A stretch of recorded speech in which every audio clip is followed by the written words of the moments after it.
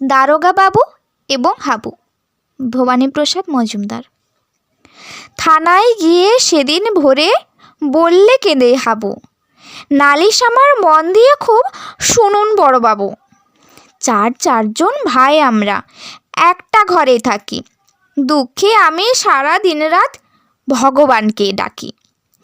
বড়দা ঘরেই 7টা বেড়াল পোষেন ছোট বড়, মেজদা পোষেন 8টা কুকুর, যতই বারণ করো।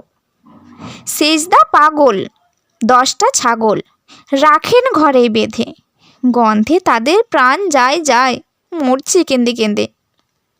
দারোগাবাবু বললে, হাবু তোমরা কি সব ভুলো, সদাই খুলে রাখবে দরজা জানলা দরজাগুলো। শুনেই হাবু বেজায় কাবু, বললে করুণ সুরে, 150 পোষা পায়রা আমার যাবে যে সব উড়ে।